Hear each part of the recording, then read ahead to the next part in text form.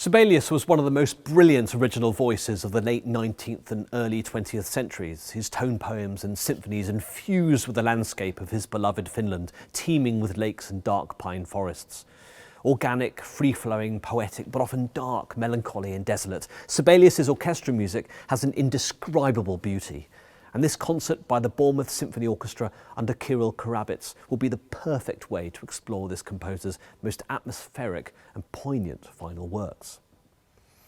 At the core of this concert is the remarkable symphonic poem Tapiola, Sibelius's wildest and greatest homage to nature and the Finnish forest god Tapio, with its swirling woodwind and almost primitive orchestrations, and yet it also contains his most tragic and personal music.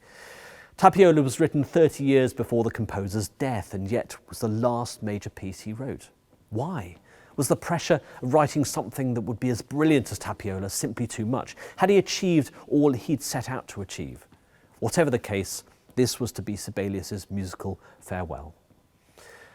Let's hear now from Jonathan James here at Colston Hall, who will now describe Sibelius's astonishing organic style that runs through this masterpiece. Tapiola is a tone poem by Sibelius that takes us right to the dark heart of nature. We're in the thick of a forest here, and halfway through you'll hear one of the most impressively scary orchestral screams and storms in all of the literature. But it starts with this very simple idea.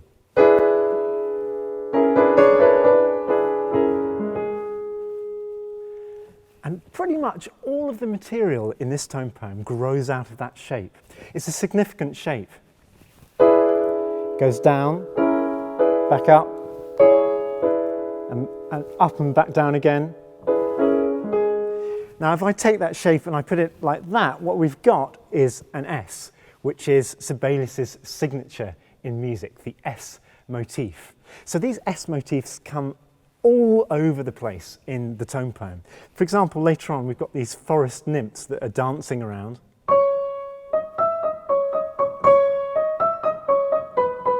And you should be able to hear da da dee da da da, that kind of similar shape going on.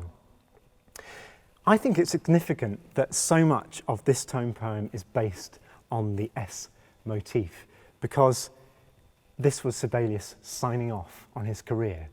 He was to write very little after this piece. Rounding off the programme is the composer's final symphony, the 20-minute single movement Symphony No. 7, written just before Tapiola. Within that single movement, however, are 4 distinct sections held together by one of Sibelius's rawest, almost primordial themes played on the brass. Altogether, Symphony No. 7 is a burnished, glowing masterwork that many call Sibelius's greatest.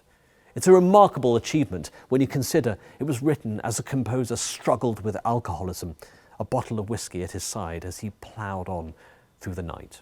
The hugely talented Finnish pianist Juho Pohjonen joins the Bournemouth Symphony here at Colston Hall for Grieg's evocative, passionate piano concerto with its Norwegian folk music-inspired themes and sumptuous textures. This should be a Nordic night to remember.